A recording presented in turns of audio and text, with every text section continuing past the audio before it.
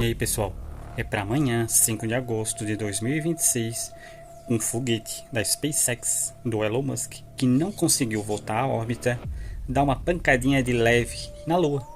Vamos ver o vídeo. A Lua será atingida por um objeto de quase 5 toneladas, e o impacto será forte que poderá ser visto da Terra. O choque será tão intenso que deve liberar uma energia equivalente à explosão de aproximadamente 3 toneladas de TNT. Observatórios e astrônomos de vários países já estão se preparando para acompanhar esse evento. O objeto é um fragmento do estágio superior de um foguete Falcon 9 da SpaceX. Ele foi lançado para levar módulos de pouso até a Lua, mas depois de concluir a missão, não conseguiu retornar à Terra. Em vez disso, ficou vagando pelo espaço por meses em uma órbita instável. Agora, esse enorme pedaço de metal está sendo atraído pela gravidade da Lua e segue em rota de colisão. O impacto está previsto para acontecer no dia 5 de agosto. O objeto viaja a cerca de 8.700 km por hora e atingirá a superfície lunar com essa velocidade. Segundo astrônomos, esse impacto pode levantar uma grande nuvem de poeira e formar uma nova cratera, além de causar um evento visto aqui da Terra. Esses são os tipos de eventos que a própria humanidade é capaz de causar. Agora você viu o vídeo do que vai acontecer com o foguete do Elon Musk. Porém, dá uma olhada nesse outro vídeo aqui em seguida. Vê que coisa intrigante. Não esquece de seguir meu canal. Abraço.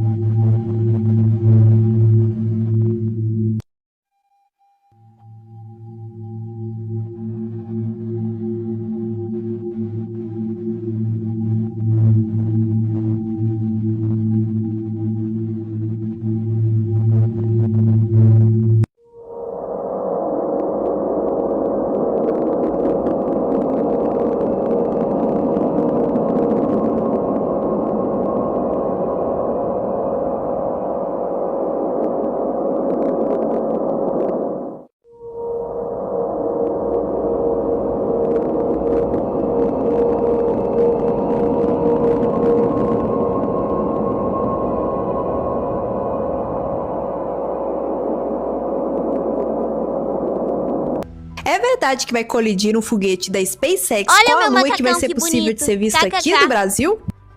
E o que vai acontecer será o impacto na superfície da Lua de um pedaço de foguete da SpaceX, um Falcon 9, que foi lançado em janeiro de 2025 e agora ele irá se chocar com a superfície da Lua às 3h35 da manhã do horário de Brasília no dia 5 de agosto. E essa colisão vai gerar uma cratera de 10 a 30 metros na superfície da Lua, próxima à cratera de Einstein. E, inclusive, o Brasil será o melhor local para poder observar. Mas ele vai ser visível a olho nu? Infelizmente não. E até mesmo com binóculo e telescópio vai ser bem difícil de observar, porque o brilho da Lua vai ofuscar o impacto.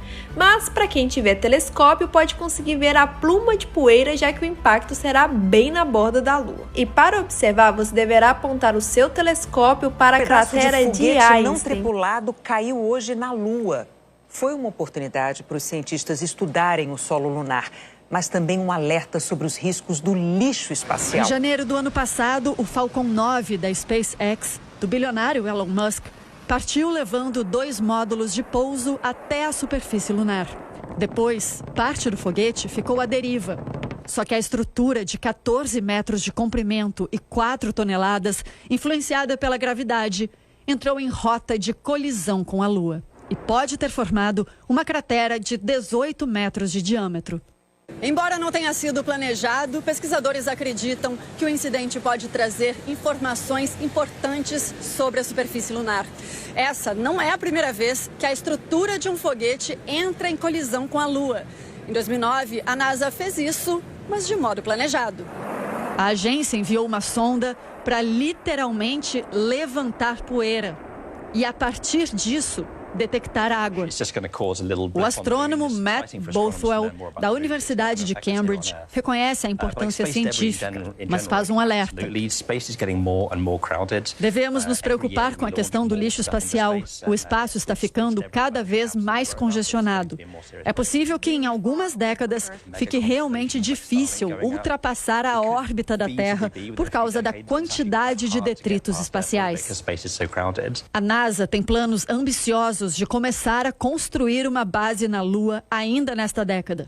E não quer que lixo espacial ameace o retorno do homem à Lua. Você é burro, burro, burro. Esse vídeo é um pedido de ajuda pra você, Cazé, sobre o excesso de propaganda de bets nas transmissões da Cazé TV. A culpa é da classe política. O dinheiro que as bets tomam das famílias brasileiras vai parar no bolso de deputados e senadores. Essa é a Tabata Amaral clássica. Voz mansa, olhar meigo e sempre uma causa nobre. Você já conhece a personagem. Dessa vez, a causa é o excesso de bets durante a Copa do Mundo na Cazé TV. Mas eu vou te mostrar quem é a verdadeira Tabata e por que ela é a maior decepção da política brasileira. E por um simples motivo: hipocrisia. Em junho de 2025, a Tabata fez um post criticando a Prefeitura de São Paulo por permitir a VaideBet, uma casa de apostas, a patrocinar festas juninas públicas. Só que a internet lembrou que a Esporte da Sorte, outra bet, patrocinava o São João de Recife, a cidade onde o namorado dela, o João Campos, era prefeito. Ficou feio. Daí o que ela fez? Deletou o post. Aí ficou feio de novo, porque o print é eterno. Aí ela repostou, dizendo que tinha sido um erro. Sei. Detalhe, o marido faz parte de uma oligarquia política dos Arraiz Campos, envolvidos em diversos escândalos de corrupção. Foram denunciados na Odebrecht, no escândalo dos precatórios. Só que pra Tabata fazer parte da elite, o combate à corrupção pode esperar, né? Só que isso não é caso isolado, é o padrão Tabata Amaral. Se revolta quando o alvo é o adversário, mas se cala quando o erro vem do seu grupinho. Duvida? Então presta atenção. Meses antes, em abril de 2025, o João Campos tinha sancionado uma lei que reduziu o imposto sobre serviço das bets em Recife de 5% para 2%.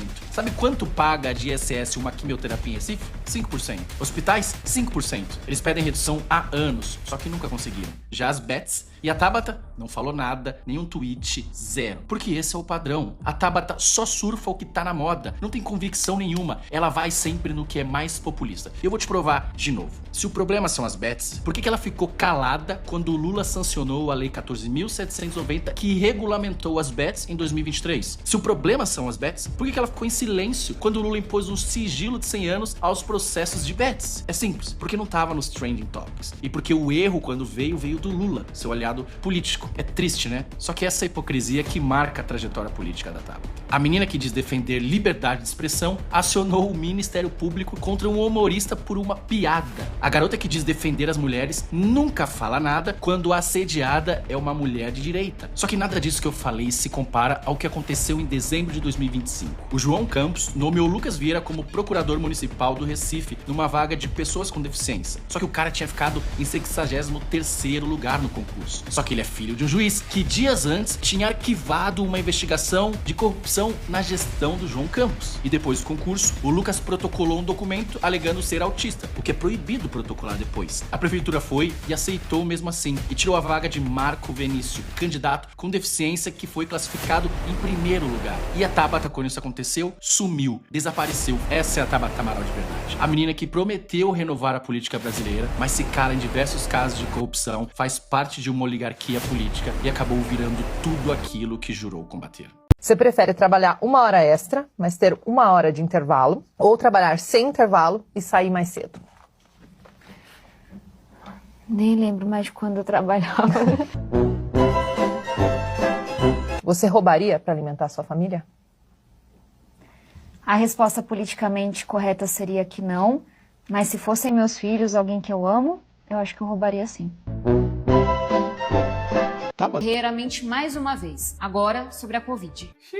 Lá vem ela, hein? O que será dessa vez? E agora eu tô aqui, tendo que explicar que vacina funciona. Quem falou que vacina não funciona? Eu nunca vi o Nicolas falando isso. Alguém já viu? A verdade sobre a Covid tenta reescrever a história da pandemia. Olha, na verdade a história da pandemia tá longe de acabar, mas vamos lá. O problema de Bolsonaro, Nicolas, não foi ter vacinado a população. De fato, a gente sabe que o problema não foi ele vacinar a população, até porque ele comprou vacina pra quem quisesse se vacinar, inclusive você. Mas sim ter feito tudo o que ele podia para atrasar a vacinação dos brasileiros.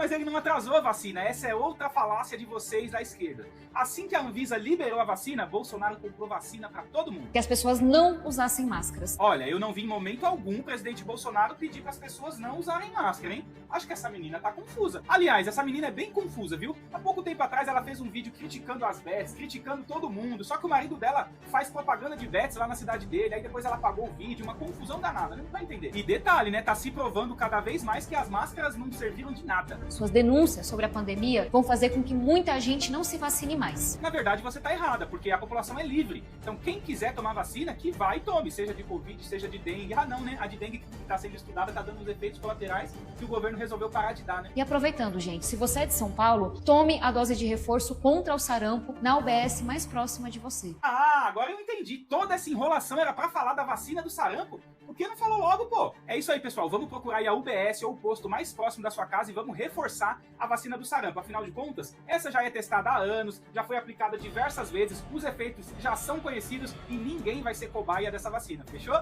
Agora preste atenção, escuta aí nesse vídeo aí, nessa fala aí. Pega caneta e papel, porque isso aqui não é teoria, é lógica. Vou te fazer uma pergunta simples, porque tudo na tua vida tem comprovante, menos o que decide o futuro do país, o voto. Para sacar dinheiro tem recibo, para comprar pão tem nota, Pix até apita no celular.